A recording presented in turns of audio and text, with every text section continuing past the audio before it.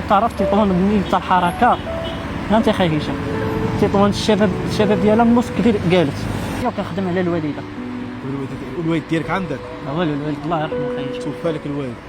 السلام عليكم خوتي، تبارك الله عليكم. كيف ما كتعرفوا حنا دائما في اطار دعم المشاريع الصغرى.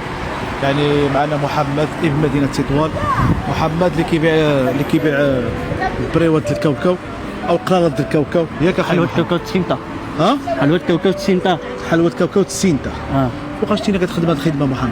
العام الاول بديت في رمضان بديت معاهم الخدمه، دخلت رمضان بديت معاهم، بديت كنبيع. بديت كنبيع مع العائله ديالي، كطيو لي السلعه وانا كنخرج كنبيع. وخدام مرتاح معاهم دابا. الامور مزيانه الحمد لله. الامور مزيانه الحمد لله معاهم اخي هشام. ياك والموطا اللي كتبيع فيه كتبيع بالضبط اخي محمد؟ كنبيع هنا في القهاوي وكنبيع في المدينه. الشارع مثلا شارع جيش ملكي. ياك شارع جيش ملكي في الفدان وفي الطياره وفي المنزه، القهاوي كاملين تيطون كاملين كنبيع فيهم. كتبيع في اي مهم المدينه كامله كتخلف تبارك الله. المدينه كامله كنخلف فيها. اللهم بارك والله يسر لك الامور. وشكون شجعك اخي محمد على هذا المشروع هذا؟ واحد العيد حبيبي. هو اللي شجعك على هذا المشروع؟ العائله هو اللي شجعني على هذا المشروع.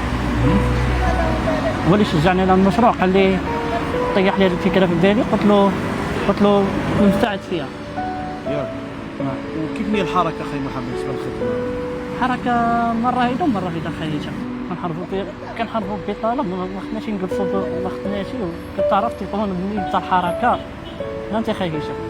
تطوان الشباب ديالها النص كثير قالت. وكان شي معامل، كانوا جبرت الشباب ديالها تطوان كان خدام ما تجبرهمش جالس. وكانت الديوانه عاود كانت مفتوحه، ما تجبرش الشباب ديالها، تجبرهم كان خدام.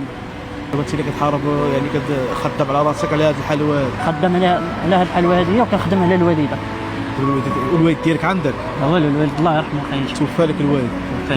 دابا على هذا المشروع هذا خدام على الوالده. ربي يخليها لك، وكنتمنى لها الصحه والعافيه خي محمد. وكما قلت لكم الاخوان ديالنا، حنا دائما كان في اطار الدعم شباب مدينه تطوان، ومحمد من خيرات شباب مدينه تطوان. كما قال لكم محمد هو كيخرج كيسترزق الله بهذه الحلوى هذه، وحنايا كاملين بينا بغينا يعني محمد تعاونوا ودعموا، تلقيتوه في الشارع شرو من عنده، ما فيها باس. الانسان كيتعاون مع خاه المسلم. وهذا ما قال لكم محمد هو كيتواجد اما في شارع الشمالكي في الفدان في شارع محمد الخامس. المهم لا شفتوه تعاونوا معاه ودعموه. اللي بغى شي كيلو ب 7000 فرنك الحلوى. كتبيع حتى بالكيلو؟ كنبيع حتى بالكيلو. هو دابا كيبيع بالوحده وبغى الكيلو. المهم انا نخليكم نمرة محمد، اتصلوا به، احتاجتوا اي حاجه عيطوا له. وطلب واحد اللي كاخوتي هو عاد دعموا هذا الولد هذا، عاونوه. فهمتي؟ شفتوه في الساقه شرو من عنده.